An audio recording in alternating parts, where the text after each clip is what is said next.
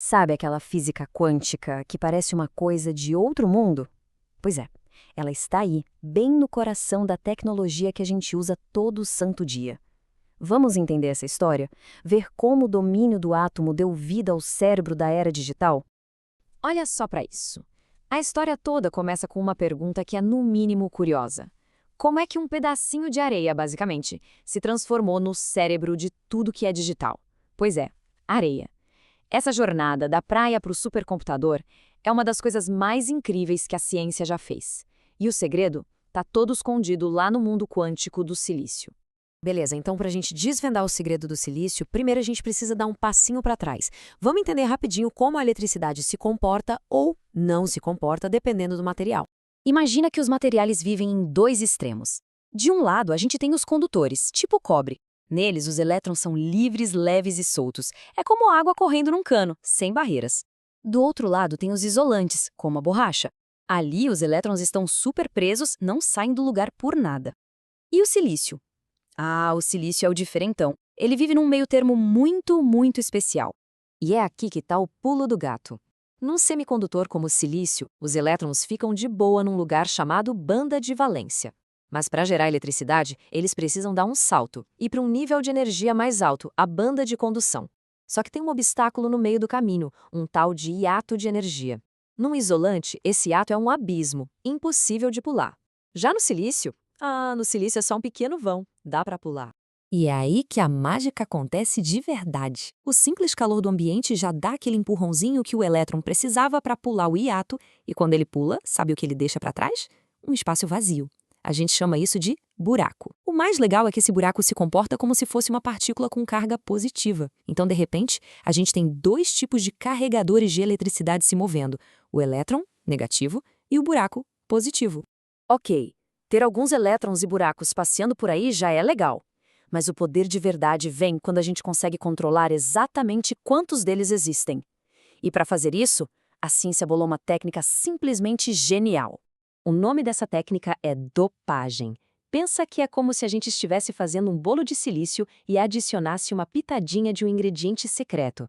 É isso, a gente coloca de propósito um pouquinho de impurezas para mudar completamente as propriedades elétricas do silício. Funciona assim.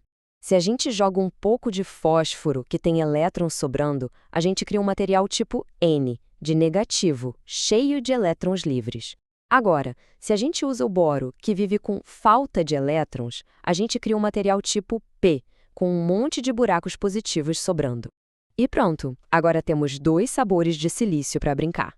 Beleza, temos o tipo P e o tipo N. A pergunta é, e se a gente juntar os dois? A resposta é que a gente cria uma das peças mais importantes de toda a eletrônica. Isso aí cria o que a gente chama de junção PN. Lá na fronteira, os elétrons do lado N correm para preencher os buracos do lado P. Isso cria uma barreira no meio, uma zona de depleção, que funciona como uma porta de sentido único para a eletricidade. Então, se a gente aplicar uma voltagem do jeito certo, o que se chama de polarização direta, a gente basicamente empurra os elétrons e os buracos um contra o outro, na direção da barreira. Eles se encontram ali no meio e, voilá! A corrente elétrica passa. A porta está aberta. Agora, e se a gente inverter a voltagem? Na polarização reversa, acontece o contrário. A gente puxa os elétrons para um lado e os buracos para o outro, para longe da junção. Aquela barreira no meio fica ainda maior e a corrente simplesmente não passa. A porta está fechada. Então, o resumo da ópera é o seguinte: essa junção PN, que a gente chama de diodo, é uma válvula de sentido único. Deixa a corrente passar para um lado, mas bloqueia no outro. É um retificador, essencial para converter a corrente da tomada na energia que a bateria do celular precisa, por exemplo. O diodo já é sensacional, né? Mas a coisa ficou séria mesmo com uma invenção que pegou essa ideia toda e levou para outra galáxia. Com vocês, o transistor. Pensa nele como um sanduíche de semicondutor, tipo PNP. Ele tem 3 conexões, o emissor, a base e o coletor. A grande sacada é que a fatia do meio, a base, funciona como um controle de fluxo entre as outras duas. E o superpoder do transistor é amplificar.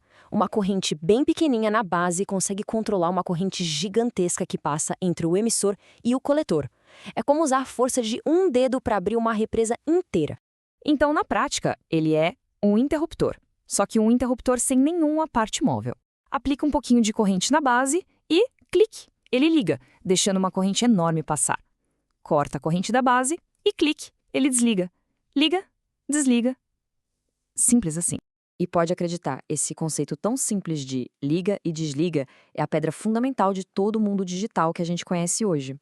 Porque se ligado pode ser o número 1 e desligado pode ser o 0, a gente tem o código binário. E com apenas uns e zeros, a gente consegue representar absolutamente qualquer coisa. Números, letras, fotos, tudo. O transistor é basicamente a forma física de um bit. Mas a mágica de verdade começa quando a gente junta vários desses interruptores. Fazendo isso, a gente cria as portas lógicas, que fazem operações básicas. Por exemplo, uma porta E só vai dar uma saída ligado se as duas entradas dela também estiverem ligado. Juntando um monte de portas dessas, a gente consegue fazer qualquer cálculo que se possa imaginar. O próximo passo foi a miniaturização. Ao invés de ligar transistores um por um com fios, a engenharia descobriu um jeito de desenhar milhões, e depois bilhões deles, numa única chapinha de silício. E assim nasceu o circuito integrado, o famoso chip. E só para ter uma noção do tamanho da coisa, um processador Pentium 4, lá do comecinho dos anos 2000, já tinha uns 7 milhões e meio de componentes. Hoje a gente fala em bilhões. Tudo isso espremido numa área menor que a unha do dedão. E com isso, a gente volta para a nossa imagem lá do começo. Agora, quando olhamos para ela, não vemos mais só um pedaço de areia refinada. A gente vê uma metrópole com bilhões de interruptores quânticos piscando entre 0 e 1 numa velocidade alucinante, bilhões de vezes por segundo. Tudo isso regido pelas leis da física quântica. Desde manipular as energias dos elétrons até criar interruptores do tamanho de átomos, essa jornada do semicondutor mostra o poder incrível da ciência. E isso deixa a gente com uma pergunta no ar, né? Se dominar a física quântica já nos deu a era digital, o que será que vem por aí?